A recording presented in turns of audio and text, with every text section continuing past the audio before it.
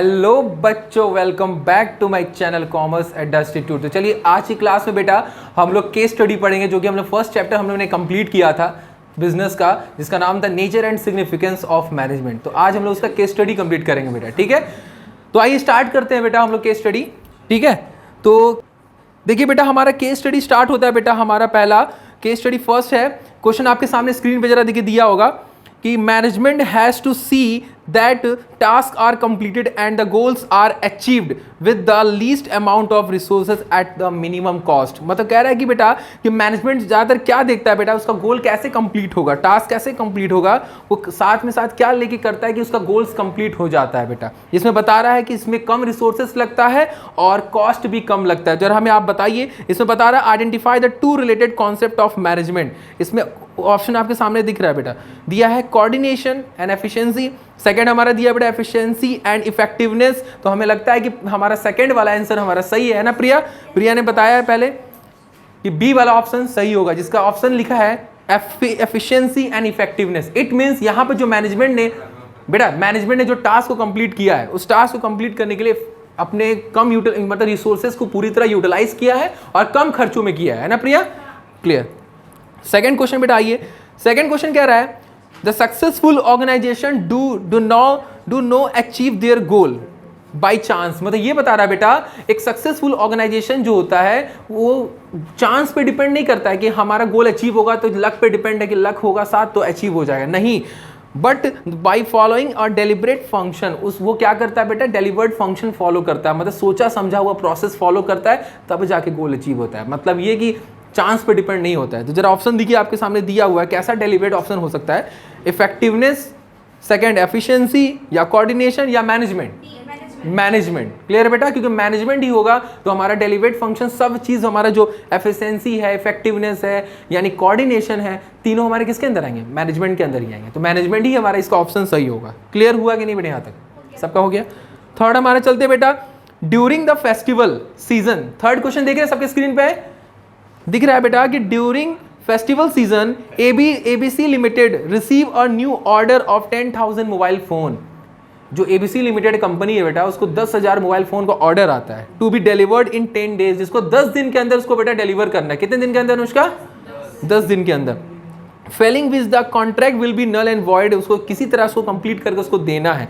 To complete this production manager plan to outsource the production so that order could be deliver on time. मतलब ये कह रहा है बेटा ना कि मैनेजर जो है वो अपने टास्क को कंप्लीट कैसे करेगा, उसको आउटसोर्सिंग का हेल्प लेना पड़ेगा। आउटसोर्सिंग का मतलब क्या होता है आकाश, कि बाहर से मदद लेना पड़ेगा, समझ, बाहर से एम्प्लॉइज को हायर करेगा, बाहर से मदद लेगा, तो बाहर से मदद लेगा तभी उसका काम टाइम पे पूरा होगा, है ना सीधा।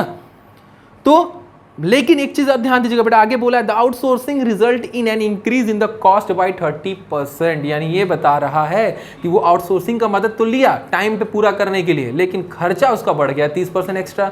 तो जरा बताइए, do you think the production manager perform duties effectively and efficiently. क्या आपको लगता है कि मैनेजर ने इफेक्टिवली एफिशिएंटली काम किया है? नहीं। उसने क्या किया बेटा,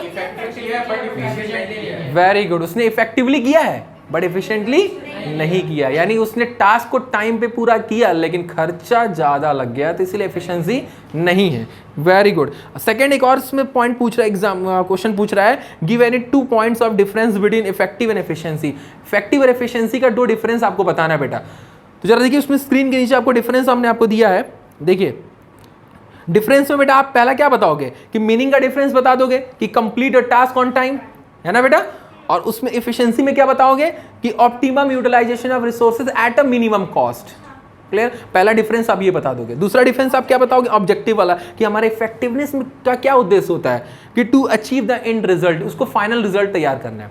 इफेक्टिवनेस का ये ऑब्जेक्टिव है। और एफिशिएंसी का क्या उद्देश्य है बेटा, हाँ, कंडक्ट अब कॉस्ट बेनिफिट एनालिसिस। हम आपको बताए थे कॉस्ट बेनिफिट एनालिसिस का मतलब एटलीस्ट जितना हम खर्चा किए वो रिटर्न में आ जाए, वो रिटर्न में मुझे मिल जाए। क्लियर हो गया, जितना हमने खर्चा किया वो यूटिलाइज मेरे को हो जाए, ये कॉस्ट बेनिफिट एनालिसिस एफिशिएंसी के अंदर होता है। ये 2 डिफरेंस बेटा आप इसमें दे दीजिएगा। क्लियर।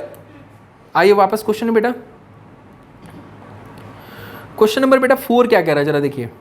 क्वेश्चन 4 बेटा आपका कह रहा है कि एबीसी गारमेंट्स मैन्युफैक्चरिंग कंपनी, ठीक है, सेट द टारगेट, उन्होंने टारगेट सेट किया द प्रोडक्शन ऑफ 100 गारमेंट्स मतलब 100 गारमेंट्स बेटा आपको बनाना है, उनको टारगेट दिया गया उस कंपनी को per month at the estimated cost ₹200 पर गारमेंट्स। मतलब ये बता रहा है बेटा 100 गारमेंट्स का प्रोडक्शन करना है और एक गारमेंट्स को बनाने में उसका ₹200 बेटा आपका लगेगा। ये होना चाहिए, एस्टिमेट बता रहा वो कंपनी को बताया गया। क्लियर? उस कंपनी के अंदर एक मोहन नाम के वर्कर हैं, वो क्या किए हैं, वर्क डबल शिफ्टेड, उन्होंने डबल शिफ्ट काम किया। कितना शिफ्ट काम किया बेटा? डबल शिफ्ट काम किया एंड मैन्युफैक्चर्ड अराउंड 150 गारमेंट। जहां 100 गारमेंट्स का प्रोडक्शन करना था उसने 150 गारमेंट का प्रोडक्शन किया, यानी उसने बेटा इफेक्टिवनेस दिखाया अपना। But the estimated cost 230 per month, यानी 230 पर गारमेंट्स, यानी एस्टिमेटेड कॉस्ट हमारा 200 था, लेकिन उसने कितना खर्चा कर दिया बेटा? 230 पर गारमेंट्स लगा दिए। इसका मतलब बेटा मोहन जो है बेटा ना, वो इफेक्टिवली काम किया बट नहीं किया। वेरी गुड, ठीक है बेटा, आगे चलते हैं। ठीक है, आगे कह रहा है on the other hand Ravi another worker है, रवि के अनदर वर्कर है जो फोकस करता है ऑन कॉस्ट पे। किस पे करता है बेटा फोकस? कॉस्ट पे करता है। And handle resources very carefully, so he manufactured 90 garments. उसने क्या किया? 90 गारमेंट्स का प्रोडक्शन किया बट एट एस्टिमेटेड कॉस्ट 190 पर गारमेंट्स। बेटा ध्यान दीजिएगा, यहाँ 100 गारमेंट्स का प्रोडक्शन करना था, उसने 90 का प्रोडक्शन किया। किसने? रवि ने। ठीक है, इसका मतलब इफेक्टिवली काम नहीं किया है, लेकिन उसने 190 गारमेंट मतलब 190 खर्चा किया पर गारमेंट्स को बनाने में। इसका मतलब उसने एफिशिएंटली काम किया है। ठीक है, चलो आपने इतना बता दिया बेटा, आगे चलते हैं थर्ड वर्कर के पास। थर्ड वर्कर जो था वो मेंटेन करता था balance and achieve the target of 100 garments. उसने क्या किया? 100 गारमेंट्स का टारगेट पूरा किया एट एस्टिमेटेड कॉस्ट 200 पर गारमेंट्स। उसने क्या किया बेटा? 100 गारमेंट्स का प्रोडक्शन भी किया और जितना खर्चा लगना चाहिए ₹200 पर गारमेंट, उतना ही उसने खर्चा किया।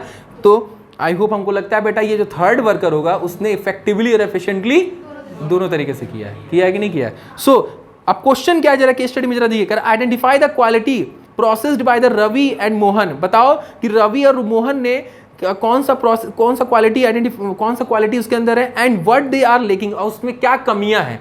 ठीक है, तो हमें लगता है कि रवि यानी जो हमारा कौन था बेटा? रवि सेकंड। हाँ, रवि जो मेरा था सेकंड वर्कर जो था एफिशिएंटली काम किया था, है ना बेटा। और जो उसके पहले वाला जो वर्कर था क्या नाम? मोहन, उसने इफेक्टिवली काम किया लेकिन एफिशिएंटली काम नहीं किया। यही हम बताएंगे बेटा। ठीक है, देखिए आंसर बेटा आपके नीचे, देखिए स्क्रीन के नीचे आपका आंसर दिया होगा बेटा। ठीक है, देखिए दिया है कि Mohan is effective but he lack efficiency. दिया है ना बेटा? देखिए लिखा है कि नहीं लिखा है? और जो रवि है वो एफिशिएंट है बट ही लैक इफेक्टिवनेस। लेकिन जो थर्ड वर्कर है बेटा वो दोनों तरीके से काम किया, तो इसलिए उसको क्या बोलेंगे? The third worker is effective as well as efficient है। क्लियर हुआ कि नहीं हुआ बेटा? यहाँ तक कोई डाउट यहाँ तक बताइए? नहीं है ना? सो उसके बाद अगला क्वेश्चन उसके नीचे क्या बोल रहा था? हाँ, विच वर्कर, थर्ड वर्कर की क्वालिटी पे हमने बता दिया है ना। बी वाला भी हो चुका था बेटा। सी वाले में क्वेश्चन क्या बोला? Which worker is perform by the management, यानी मैनेजमेंट कौन से वर्कर को प्रेफर करेगा रखने के लिए? लास्ट वाले को। ठीक है, तो उसी तरह उसमें लिखना है बेटा। देखिए दिया भी है कि management prefer that third worker as management all always insist on achievement of goal by effectively as well as. समझ में आया बेटा? ये केस स्टडी क्लियर हुआ? ऐसे आपको आंसरिंग करना है, देख लिया सामने। ठीक है, ऐसा नहीं पूरा भर भर के लिखना है, जितना दिया है ओवरऑल उतना ही आपको शो करना है। क्लियर? अगला चलते हैं बेटा। चलिए बेटा, उसके बाद हम लोग सेकंड केस स्टडी करते हैं बेटा। प्रिया, सेकंड केस स्टडी बेटा आपको दिख रहा होगा। देखिए बेटा, सेकंड केस स्टडी में क्वेश्चन नंबर 1 आपके स्क्रीन पे है। द ह्यूमन रिसोर्सेज आर, देख रहे बेटा ना? हाँ देखिए दिया है the human resources are the organisation and the greatest assets. यानी ये बता रहा बेटा जो हमारा ह्यूमन रिसोर्स होता है हमारे ऑर्गेनाइजेशन के अंदर क्या होता है? सबसे बड़ा ग्रेटेस्ट एसेट्स होता है ना बेटा? क्लियर है? मेन एसेट्स हमारा ह्यूमन रिसोर्स होता है। ठीक है बेटा, उसके बाद फिजिकल एसेट्स होता है जो फिजिकल रिसोर्सेज होते हैं। ठीक, क्योंकि हमारे कंपनी के अंदर बेटा 2 रिसोर्सेज होते हैं, एक होता है फिजिकल रिसोर्स और एक होता है ह्यूमन रिसोर्स। फिजिकल रिसोर्स जो प्लांट मशीनरीज जो होते हैं वो हमारा फिजिकल रिसोर्स है, और ह्यूमन रिसोर्स हमारा जो एम्प्लॉइज जो हो गए। क्लियर? आगे देखिए बेटा स्क्रीन पे, देखिए बेटा लिखा क्या है? डिस्पाइट द ऑल द, देखिए बेटा क्या लिखा है? Despite all the development in technology getting work done from employ, है ना। यानी क्या बोल रहा है बेटा? कोई भी काम कंप्लीट किसके द्वारा होता है?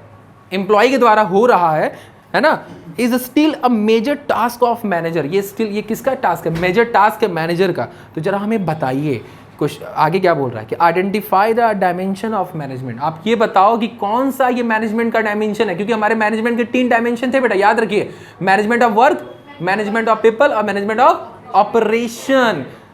बेटा एक बात बताइए, यहाँ इस पूरे क्वेश्चन में सबसे ज्यादा हाईलाइटेड चीज क्या है बेटा, बता रहा पीपल है ना, जो भी काम हो रहा है पीपल के द्वारा हो रहा है। इट मींस व्हाट, हमारा ऑप्शन सामने दिया हुआ है, मैनेजमेंट ऑफ वर्क होगा, मैनेजमेंट ऑफ पीपल होगा, मैनेजमेंट ऑफ ऑपरेशन होगा, या ऑल ऑफ द अबव होगा? क्या होगा? Management of people. यानी कि हमारा आंसर, हमारा राइट हमारा आंसर जो होगा वो कौन सा होगा? बी होगा बेटा, ठीक है, ऑप्शन बी हमारा राइट आंसर है। क्लियर? नेक्स्ट चलते हैं, चलिए बेटा। उसके बाद हम लोग सेकंड क्वेश्चन चलते हैं प्रिया। सेकंड क्वेश्चन बेटा हमारे सेकंड केस स्टडी के अंदर जरा देखिए क्या दिया है। द मैनेजमेंट ऑलवेज, दिखा ना बेटा, the management always works by keeping an and of result, है ना, एंड रिजल्ट और M of achieving organisational goal. यानी बेटा मैनेजमेंट कोई भी अपना काम करता है तो अपने गोल को, टारगेट को देख के काम करता है कि हम उसको गोल को अचीव करें। क्लियर? तो वही बता रहा, all the activities of manager are directed towards the end of result. यानी मैनेजमेंट का जितना भी एक्टिविटीज होता है सब किससे रिलेटेड होता है? एंड रिजल्ट, यानी कि ऑर्गेनाइजेशनल गोल से रिलेटेड होता है। So it is related to which feature of management, जरा हमें बताइए ये कौन सा फीचर ऑफ मैनेजमेंट इंडिकेट कर रहा है? Management is multi dimensional, management is continuous process, या मैनेजमेंट इज इंटेंजिबल, या management is goal oriented process? Management अपना जो भी काम कर रहा है, जो भी एक्टिविटी कर रहा है, अपने गोल को देखते हुए कर रहा है। इट मींस इसमें मैनेजमेंट का कौन सा फीचर होगा बेटा? Management is goal oriented process. ये हमारा राइट आंसर होगा। क्लियर? चलती है। उसके बाद बेटा हम लोग नेक्स्ट चलते हैं। उसके बाद बेटा देखिए थर्ड क्वेश्चन हमारे केस स्टडी सेकंड के अंदर थर्ड क्वेश्चन क्या दिया, जरा देखिए बेटा, सामने दिया है, are planning, organising, staffing, directing and controlling. देख रहे बेटा ना क्या बोल रहा है? Are planning, organising, staffing, directing and controlling. ये जो पांचों फंक्शन है अप्लाइड इन ऑर्गेनाइजेशन। कहां अप्लाइड हो रहे बेटा प्रिया? ऑर्गेनाइजेशन में, such as school, club, restaurant, hospital, it is. यानी ये बता रहा बेटा ये जो पांचों फंक्शन है ये कहां कहां अप्लाई हो रहा है? स्कूल में, क्लब में, रेस्टोरेंट में, हॉस्पिटल में, यानी हर जगह बोलना चाह रहा है ये। ठीक है, तो कह रहा है if yes which characteristics of management does it signify. बताओ ये कौन सा मैनेजमेंट का कैरेक्टरिस्टिक सिग्निफाई कर रहा है? तो जरा हमें बताइए मैनेजमेंट का कौन सा कैरेक्टरिस्टिक्स होगा बेटा? परवैसिव। मैनेजमेंट इज परवैसिव, ये इसका राइट आंसर है क्योंकि यहाँ पर हर जगह अप्लीकेबल है, यूनिवर्सल एप्लीकेशन है। ठीक है, उसके बाद बेटा क्वेश्चन नंबर 4 में आइए। The task of management is to be make people work towards achieving the organisational goal. यानी ये बता रहा बेटा मैनेजमेंट का जो टास्क होता है वो क्या करता है? वो पीपल को बोलता है कि मतलब सबको कलेक्ट, मतलब एक तरफ ले जाता है गोल को अचीव करने के लिए, by making their strength effective and their weakness irrelevant. तो जरा बताओ आइडेंटिफाई द कौन सा डायमेंशन ऑफ मैनेजमेंट का? Management of people. क्लियर? क्योंकि यहाँ पर क्या कर रहा है बेटा? लोगों को यानी पीपल्स को मैनेजमेंट क्या करता है? मैनेज करता है, यानी एम्प्लॉय को मैनेज करता है ताकि वो अपना इंडिविजुअल ना देखे, वो अपने क्या करे? गोल को अचीव करे। क्लियर हुआ बेटा? तो यहाँ पर क्या होगा? Management of people. क्लियर है? ठीक है, उसके बाद बेटा ध्यान दीजिएगा, नेक्स्ट है डोमिनोज पिज्जा। बेटा देखिए डोमिनोज पिज्जा जो है keep introducing the new variety of pizza. बेटा ध्यान दीजिए, तो ध्यान सुनिए, कह रहा है कि डोमिनोज पिज्जा जो है वो क्या करता है? वो keep introducing a new varieties of pizza in its menu. यानी क्या करता है कि न्यू वैरायटी का पिज्जा का जो है वो अपने मेन्यू में इंक्लूड करता है। ठीक है, तो which characteristics of management are highlighted. इसमें बताओ कौन सा, ये कौन सा मैनेजमेंट का कैरेक्टरिस्टिक्स हाईलाइट कर रहा है? ठीक, तो management is dynamic, dynamic organisation. समझ गए ना?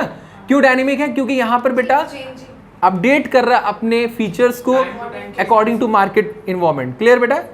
समझ गए? तो यहाँ पर आंसर क्या होगा? Management is dynamic. ठीक, देखिए आपके सामने आंसर भी दिया हुआ है। ठीक है, कि थर्ड वाले का बेटा, आपका फर्स्ट वाले का आपने क्या बताया था? मैनेजमेंट ऑफ पीपल, है ना प्रिया? सेकंड वाले का आपने बताया था management is goal oriented process, और थर्ड वाले का आपने बताया, यानी आयुष ने बताया कि मैनेजमेंट इज मैनेजमेंट। हाँ अच्छा, उसका थर्ड का था ना? अच्छा, थर्ड वाले का था मैनेजमेंट इज परवेसिव। ठीक, उसके बाद बेटा हमारा जो फोर्थ वाला था management of people, and then fifth वाला जो बताया था मैनेजमेंट इज डायनेमिक। यानी मैनेजमेंट हमारा क्या है? डायनेमिक है, क्योंकि पिज्जा में हमने जो भी मेन्यूज अलग से न्यू वैराइटीज को इंक्लूड किया अपने मेन्यू में, वो एक डायनेमिक है। क्लियर? आगे चलते हैं, चलिए केस स्टडी थर्ड में। ठीक है, केस स्टडी थर्ड में जरा ध्यान दीजिएगा। Radhika is engaged in the manufacturing. Radhika क्या करती है बेटा? वो इंगेज है किसमें? मैन्युफैक्चरिंग अर्थन कूलर है ना, by using the environmentally friendly method of production, यानी कि यहाँ पे क्या कर इको फ्रेंडली प्रोडक्शन करके उसने क्या किया, मतलब एक कूलर को प्रोडक्शन किया, ठीक है, राधिका ने। विच मैनेजमेंट ऑब्जेक्टिव इज डिस्कस, इसमें कौन सा मैनेजमेंट का ऑब्जेक्टिव डिस्कस किया जा रहा है बेटा, सोशल ऑब्जेक्टिव, क्योंकि समाज को देखते हुए उन्होंने क्या किया, प्रोडक्शन किया, समाज को नेगेटिव इफेक्ट ना पड़े, पॉल्यूशन इफेक्ट ना पड़े। क्लियर बेटा, उसने इको फ्रेंडली प्रोडक्शन किया, और इको फ्रेंडली जो फीचर है वो किसके अंदर मिलेगा आपको, सोशल ऑब्जेक्टिव के अंदर मिलेगा। तो इसका राइट आंसर बेटा क्या होगा, सोशल ऑब्जेक्टिव होगा, ठीक है। उसके बाद बेटा क्वेश्चन नंबर सेकंड में चलते हैं, केस स्टडी थर्ड के। कह रहा है कि Ankita has started a new business, Ankita ने बेटा क्या किया, एक नया बिजनेस स्टार्ट किया, अब providing the organic vegetable and fruits, providing the organic vegetable and fruits का प्रोडक्शन करके, ठीक है। All through she is not having many competitors, उसके पास कोई कॉम्पिटिटर्स भी नहीं है बेटा, ध्यान दीजिएगा, but still she is trying to offer a goods at minimum price. तो बेटा हमने ये बताया बेटा, जो अंकिता है उसने क्या किया, वो एक बिजनेस में इन्वॉल्व स्टार्ट करती है अपना ऑर्गेनिक वेजिटेबल एंड फ्रूट्स का, ठीक है बेटा। और उसके साथ एक चीज़ ध्यान दीजिएगा, उसका कोई कॉम्पिटिटर भी नहीं है, लेकिन याद रखिए बेटा यहाँ क्या लिखा हुआ है, but still she is trying to offer a goods at minimum price. उसने क्या किया प्रिया, कि जो भी गुड्स वो ऑफर कर रही है वो कम प्राइस में ऑफर कर रही है, क्लियर है, वो कम प्राइस में ऑफर कर रही है, so that she is able to survive in the market. बेटा ध्यान दीजिएगा, ये सब किससे रिलेट कर रहा है, सब ये ऑब्जेक्टिव से बता रहा है कि वो मार्केट में सर्वाइव करने के लिए कम कॉस्ट में ऑफर कर रही है गुड्स को, ठीक है, इन the market, and make sure people with limited income, क्योंकि यहाँ पर ध्यान दीजिएगा जो भी पीपल्स हैं, जो भी कस्टमर हैं, उनका इनकम लिमिटेड है, तभी वो कम प्राइस में गुड्स को अफोर्ड कर पाएंगे, ठीक है, वही बोल रहा है, can also afford her vegetable and fruits, उसका वेजिटेबल को अफोर्ड कर पाएंगे। State two objective she is trying to achieve, इसमें बताओ कौन सा दो ऑब्जेक्टिव है जो अचीव कर रही है, हाँ, ऑर्गेनाइजेशनल एंड सोशल। पूछे कैसे बेटा, क्योंकि यहाँ पर लाइन को ध्यान दीजिएगा बेटा, उसमें बोला था, हाँ, वो क्या कर रही है, ऑफर करती है at a goods at a minimum cost, लिखा है ना बेटा, एट मिनिमम कॉस्ट, समझ रहे मेरी बात ना, हाँ, तो मिनिमम कॉस्ट में बेटा गुड्स को ऑफर करना, ये किससे रिलेट करता है, सोशल, ठीक है, and to able to survive in the market, ये किससे रिलेट करता है, ऑर्गेनाइजेशनल। तो इसका मतलब यहाँ पर सोशल ऑर्गेनाइजेशनल दोनों होगा। इसका राइट आंसर बेटा हमको बी लगता है, ये होना चाहिए, ठीक है। अगला ये थर्ड वाले में देखिए क्या दिया है, XYZ 3 पार्टनर्स हैं, ठीक है, पावर लिमिटेड कंपनी उनका है ना प्रिया, सेटअप अ फैक्ट्री, उन्होंने क्या किया बेटा, फैक्ट्री सेटअप किया फॉर ए मैन्युफैक्चरिंग सोलर लालटेन in the remote village area. उसने बेटा क्या किया, एक फैक्ट्री का सेटअप किया जिसमें वो सोलर लालटेन बनाता है, वो भी रिमोट विलेज एरिया, मतलब कि जो एकदम बहुत पिछड़ा इलाका है, जो गांव देहात है, जहां पर लाइट का कमी, इलेक्ट्रिसिटी नहीं है, तो वहां पर लालटेन का प्रोडक्शन किया उनके लिए। As there was no reliable supply of electricity in the rural area, बोला भी है कि उनके पास कोई इलेक्ट्रिसिटी का फैसिलिटीज नहीं था। So the revenue earn by the company was sufficient day by day, उसने क्या किया, उसको अपने इनकम में कन्वर्ट किया और डे बाई डे अपने रेवेन्यू को बढ़ाते गई, ठीक है। So the company decided to increase in the production to generate the higher sales, उसने हायर सेल्स को बढ़ाने के लिए प्रोडक्शन बढ़ा दिया, जिससे उनका रेवेन्यू बढ़ेगा, है ना प्रिया, रेवेन्यू बढ़ेगा नहीं बढ़ेगा बेटा, उनका इनकम बढ़ेगा। For this deciding to employ the peoples from the near by village as very few job opportunity, तो इसके बाद ये भी देखा गया, उस कंपनी ने ये भी देखा कि उस एरिया में एम्प्लॉयमेंट नहीं है, रोजगार नहीं है, तो एम्प्लॉयमेंट जॉब अपॉर्चुनिटी उसने ऑफर किया कि नहीं किया बेटा, ठीक है, were able in that area, and the company also decided to provide training to their employees, उसने ट्रेनिंग एम्प्लॉय को प्रोवाइड किया फॉर अपडेटिंग देयर नॉलेज को अपडेट करने के लिए। जरा क्वेश्चन देखिए क्या बोल रहा है, identify the objective of management discuss above quite lines. बेटा देखिए यहाँ पर जो लाइन दिया गया है उस लाइन को पकड़ना है और आपको बताना है कि इसमें से कौन सा मैनेजमेंट का ऑब्जेक्टिव है। तो जरा देखिए बेटा, ऊपर में जो आपका वो लिखा था कि अपने इनकम को जनरेट करने के लिए, रेवेन्यू को जनरेट करने के लिए जो उसने प्रोडक्शन को बढ़ाया है, ये किससे रिलेट करता है, ऑर्गेनाइजेशनल ऑब्जेक्टिव। किससे रिलेट करता है बेटा, जो अपने इनकम को बढ़ाने के लिए जो प्रोडक्शन बढ़ा रही है बेटा, वो किससे रिलेट कर रहा है, ऑर्गेनाइजेशनल ऑब्जेक्टिव से रिलेट कर रहा है। और जो जॉब अपॉर्चुनिटी दिया जा रहा है एम्प्लॉइज को, ये सोशल ऑब्जेक्टिव से रिलेट कर रहा है, यानी कि जो आपका दिया गया कि जॉब अपॉर्चुनिटी, ये किससे रिलेट कर रहा है, एंड एम्प्लॉयज़ को ट्रेनिंग दिया जा रहा है ताकि वो अपने नॉलेज को अपडेट कर सके, ये पर्सनल है। तो ये लाइन लिख के बेटा आपको आइडेंटिफाई करना, मतलब दिखाना है क्वेश्चन में कि हाँ ये केस स्टडी उससे रिलेट कर रहा है। क्लियर, देखिए इसका आंसर भी नीचे हमने लिखा हुआ है, देखिए द रेवेन्यू अर्न है ना, by generating the higher production, increasing the higher production by, ये किससे रिलेट करता है बेटा, ऑर्गेनाइजेशनल ऑब्जेक्टिव, है ना। सोशल ऑब्जेक्टिव में क्या बताएंगे, डिसाइडिंग टू, मतलब एम्प्लॉइज को क्या कर रहा है, अपॉर्चुनिटी प्रोवाइड किया जा रहा है, क्या प्रोवाइड किया जा रहा है बेटा, जॉब अपॉर्चुनिटी प्रोवाइड किया जा रहा है, तो ये सोशल ऑब्जेक्टिव से रिलेट कर रहा है। और उसके बाद पर्सनल से क्या रिलेट कर रहा है, जो उनको क्या प्रोवाइड किया जा रहा है, ट्रेनिंग, है ना, ट्रेनिंग दिया जा रहा है, डेवलप किया जा रहा है, तो किससे, पर्सनल से रिलेट कर रहा है। क्लियर हुआ कि नहीं बेटा, यहाँ तक कोई डाउट है, नहीं है ना। चलिए आगे, चलिए केस स्टडी नंबर 4 पे बेटा आइए, क्या बोल रहा है। फर्स्ट क्वेश्चन आपके सामने देखिए प्रिया, सब लोग, on introduction of any changes in the organization, ठीक है, ऑर्गेनाइजेशन को भी चेंजेस किया जाता है, all employees hesitate to accept the changes. जैसे होता नहीं है कि मार्केट में कोई भी चीज़ अपडेट होता है बेटा, तो कोई भी एम्प्लॉय सीखना नहीं चाहता, डरता है कि हम कैसे सीखेंगे, ठीक है। तो कह रहा है कि accepted changes, the managers convince, manager क्या करता है, कन्विंस करता है एम्प्लॉय को एंड गाइड करता है कि तुम उसको सीखो और अपने आप को, उस नॉलेज को अडॉप्ट करो, अब प्रोडक्शन को करो। तो बताओ, this related to the importance of management, ये कौन से इंपॉर्टेंस ऑफ मैनेजमेंट से रिलेट कर रहा है, बताइए। ऑप्शन दिया हुआ है, management help in achieving group goal, management increase the efficiency, है ना, कौन सा होगा बेटा, है ना, management create a dynamic organization होगा, क्योंकि मार्केट में बताया था ना बेटा, मार्केट में जो चीज़ चेंज होती है तो मैनेजर क्या करना चाहिए, मैनेजर को उसको चेंजेस को अडॉप्ट करना चाहिए और अपने एम्प्लॉय को कन्विंस करना चाहिए, ताकि एम्प्लॉय सीखे और उसको सीखने के बाद अपने प्रोडक्शन को, टेक्निक को बदले। क्लियर बेटा, समझ गए मेरी बात। तो यहाँ पे क्या होगा, मैनेजमेंट क्रिएटेड डायनेमिक ऑर्गेनाइजेशन। जब डायनेमिक ऑर्गेनाइजेशन का नाम आया तो इंपॉर्टेंस ऑफ मैनेजमेंट में आई थिंक हमने बताया था, कोड CA दिया, याद है ना, CA दिया कोड था ना बेटा, तो C से ही शायद था, क्रिएट डायनेमिक ऑर्गेनाइजेशन था ना, वो ही है। क्लियर, चलिए आगे क्वेश्चन पे आते हैं। सेकेंड क्वेश्चन बेटा आइए, ABC limited is running A chain of fast food restaurant in India. उन्होंने क्या किया, ABC लिमिटेड ने अपने मतलब भारत में एक फास्ट फूड प्रोडक्शन मतलब रेस्टोरेंट खोला, ठीक है।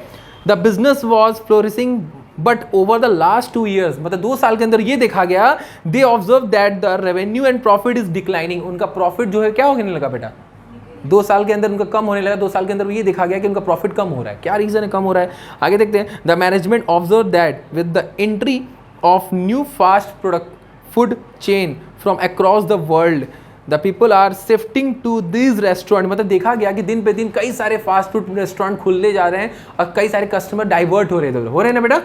तो इसको देखते हुए उन्होंने क्या किया, फिर आगे लिखा है बेटा, so the management plan to added a new variety of food item in their menu. I think ये वर्ड आपने सेंटेंस आपने सुना है इससे पहले क्वेश्चन में, है ना। उसने क्या किया, अपने मेन्यू में एक न्यू वैरायटी का फूड को इंक्लूड किया, for that they send their efficient employees.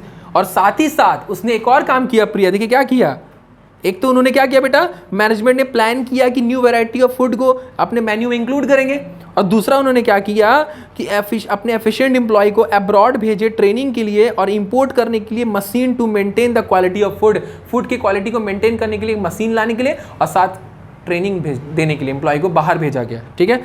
चलो, the company makes sure only fresh food is serve to their customer, इसलिए किया गया ताकि कंपनी एक फ्रेश फूड कस्टमर को सर्व कर सके। सो एट द नाइट जो रात में they distributed the left over food is near by the slum area, यानी कि जो बचा कुचा खाना जो रात में होगा वो जाके जो स्लम एरिया है, जो गरीब घर है, यानी कि जो गरीब रास्ते में दिखते हैं उन एरिया में जाके क्या करेंगे, वो बचे खाने को डिस्ट्रीब्यूट करेंगे। क्लियर, समझ गए ना। To increase the profit margin, साथ में प्रॉफिट भी मार्जिन को बढ़ाना है। सुपरवाइजर क्या करता है, take special care that minimum wastage and maximum utilization of resources. जो वहाँ का सुपरवाइजर होता है, इट मीन्स, जरा हमें एक बात बताइए बेटा, आपने चैप्टर कंप्लीट किया है, सुपरवाइजर कौन से लेवल ऑफ मैनेजमेंट में आता है, लोअर लेवल मैनेजमेंट, ठीक है, 3rd लेवल ऑफ मैनेजमेंट में। तो उसने क्या किया, उसने ध्यान रखा कि रिसोर्सेज का कम वेस्ट हो और मैक्सिमम यूटिलाइजेशन हो। क्लियर, जरा बताओ, identify 3 points of importance from the above paragraph. इसमें कौन सा इंपॉर्टेंस बताया जा रहा है, जरा बताइए आप।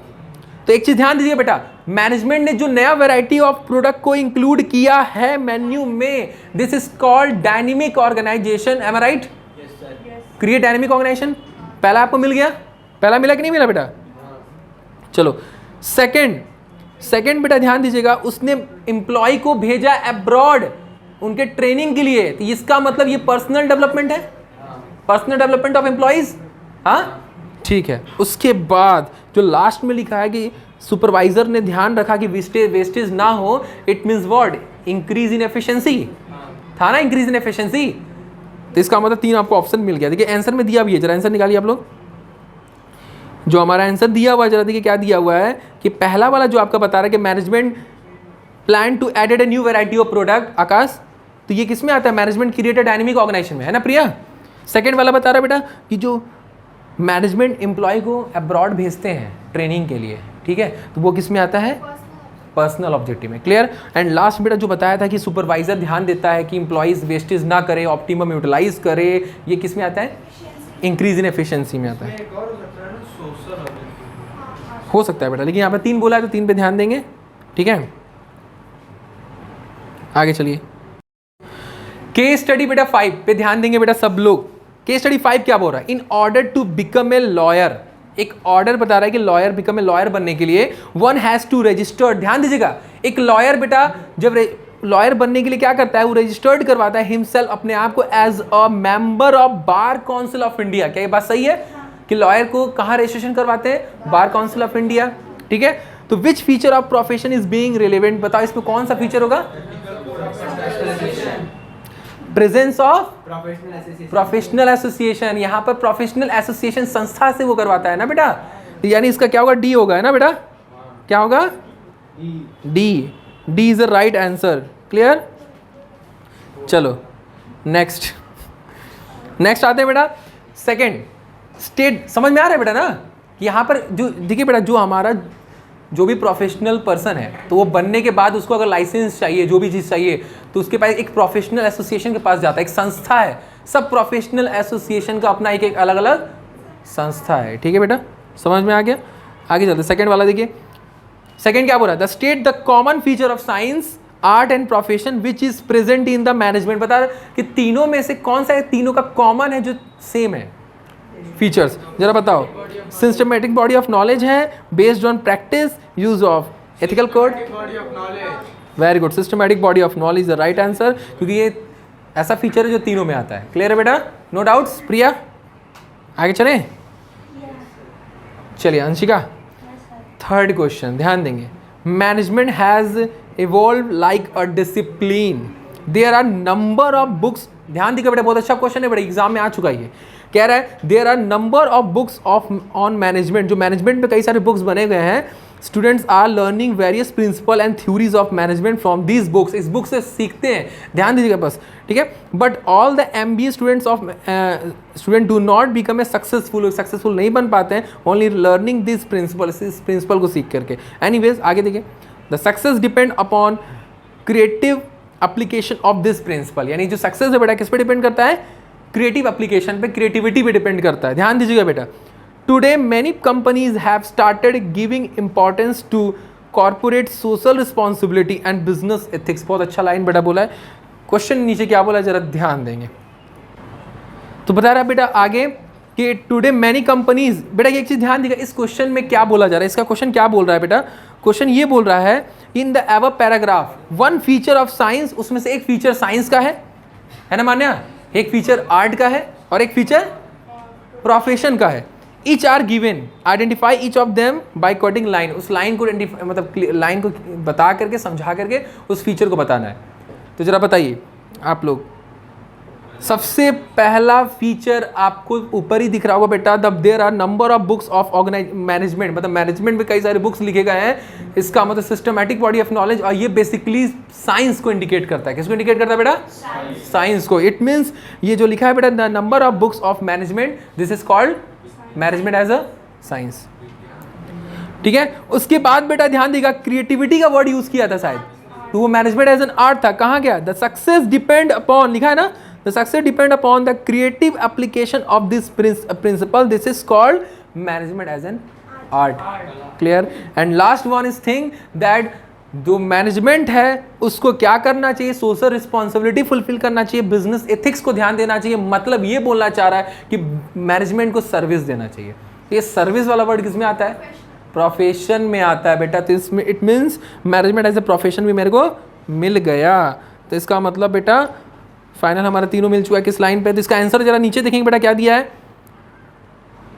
देखिए management as a science, science में क्या लिखा है? सिस्टमैटिक बॉडी ऑफ नॉलेज, है ना, उसमें यही ना सिस्टमैटिक बॉडी ऑफ नॉलेज, जिसमें लिखा था there are number of books, उस लाइन को लिख दिया गया बेटा, ऐसे ही आपको आंसरिंग करना है, ठीक है। Second, management as an art, क्यों? क्रिएटिविटी को देख के किया गया था, है ना प्रिया, जिसके अंदर क्या लाइन था, जरा देखिए लाइन को लिखना है। लाइन क्या था? Success depend upon creativity. Success किस पे डिपेंड है बेटा? क्रिएटिविटी पे डिपेंड है, क्लियर। एंड देन लास्ट बेटा जो था सर्विस मोटिव, ये किसका है? मैनेजमेंट एज अ प्रोफेशन, ठीक है, प्रोफेशन पे डिपेंड करता है कि हमारे प्रोफेशन पे आता है, क्लियर है, समझ में आया? सर्विस मोटिव किस में आता है? प्रोफेशन पे। Company is having started giving importance to corporate society, this is called profession. चलिए केस स्टडी नंबर 6 पे ध्यान देते हैं। क्वेश्चन नंबर पहला बेटा ध्यान दीजिए, देखिए सब लोग कह रहे as the middle level of management make sure that department has the necessary personal and employ.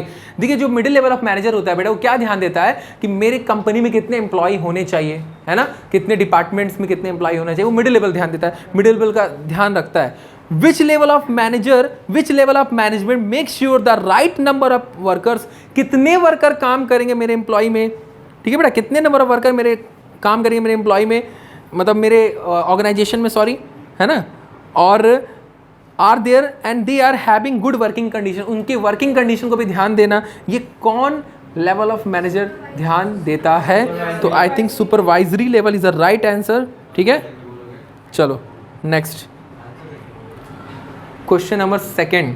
चलिए बेटा, तो Ashutosh Ganik was working in the x limited company, है ना, मैन्युफैक्चरिंग एयर प्योरीफायर्स। उसने क्या प्रोडक्शन करता है बेटा?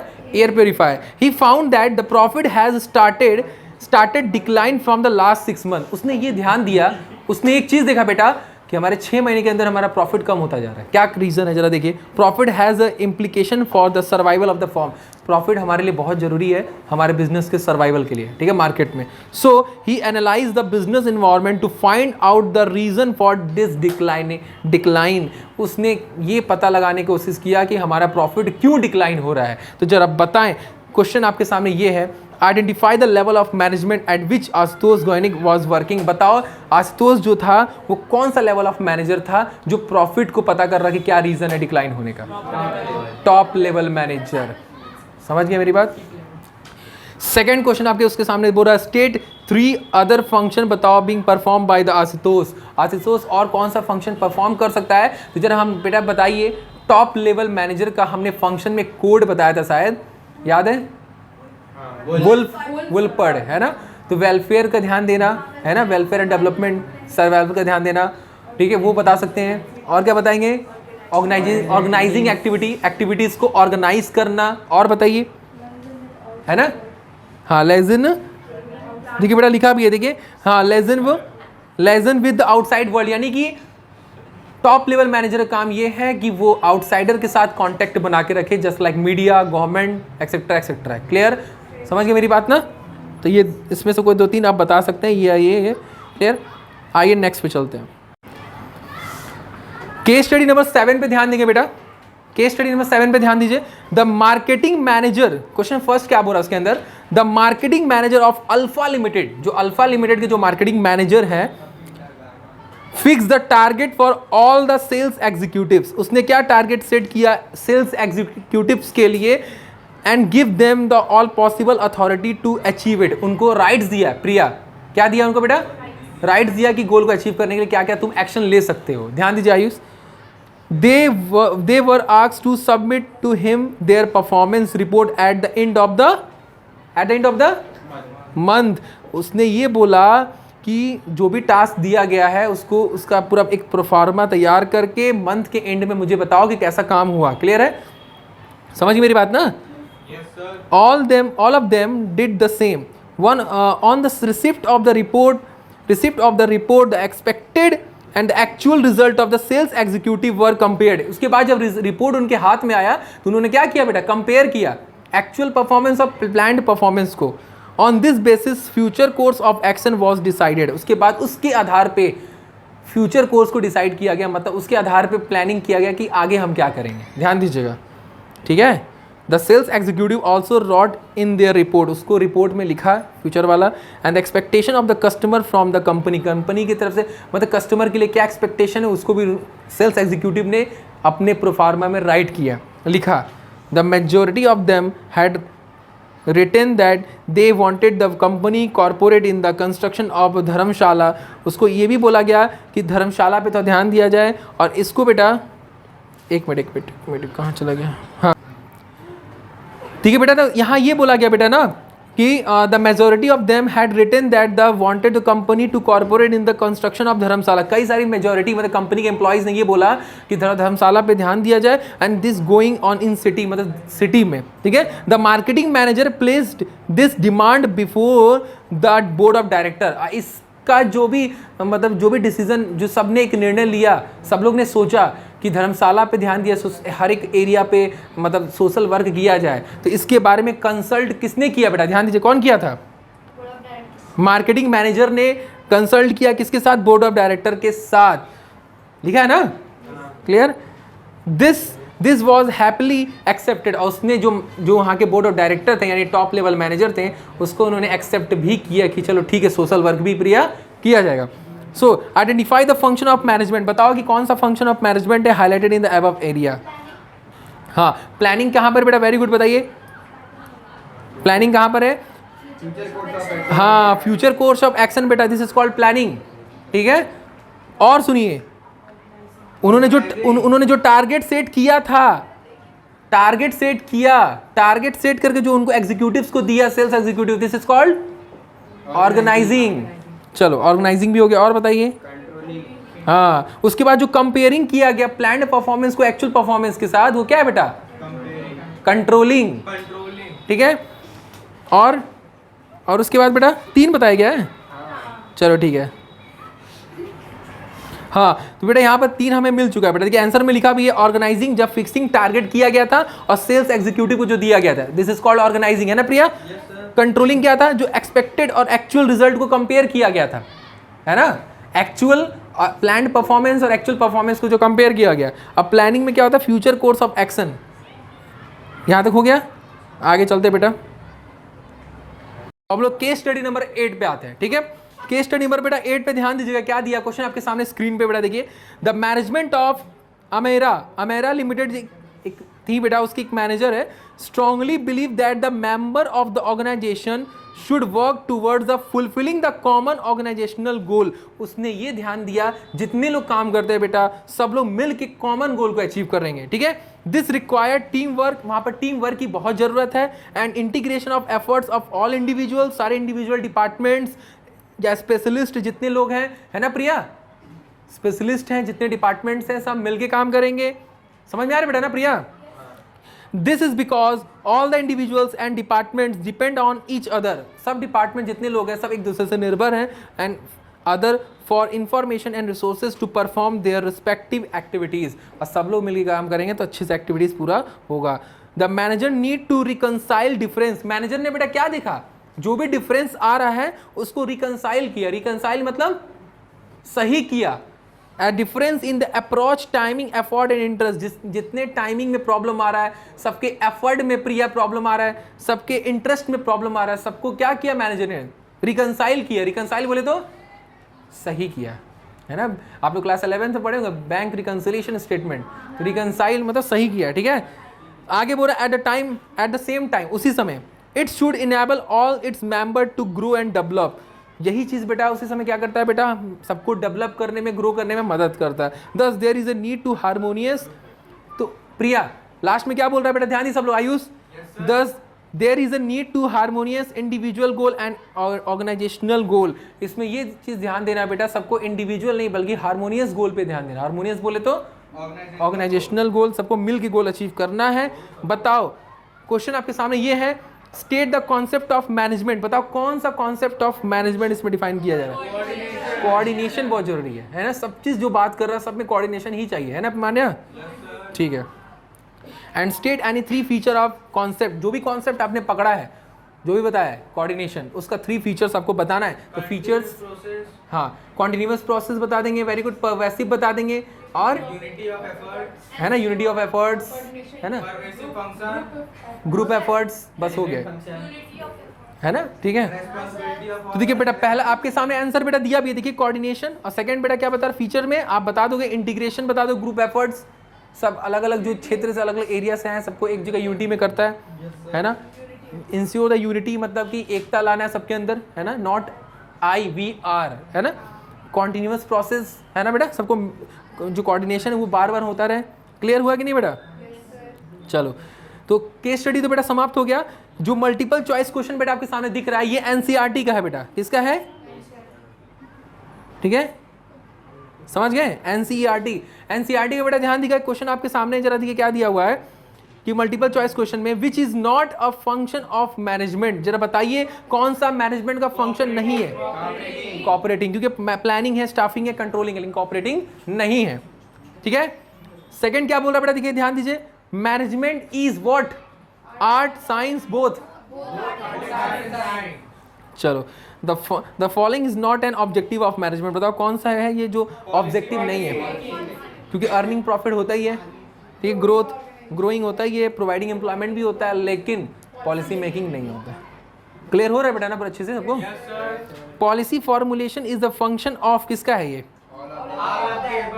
देखिए बेटा, पॉलिसी समझ गए ना, सब पॉलिसीज बनाएंगे बेटा, टॉप लेवल बनाएंगे, टॉप लेवल अपने मिडिल लेवल के लिए बनाएगा, मिडिल लेवल लोअर लेवल के लिए बनाएगा, लोअर लेवल अपने एम्प्लॉय के लिए बनाएगा, यानी तीनों पॉलिसीज बनाते हैं। क्लियर?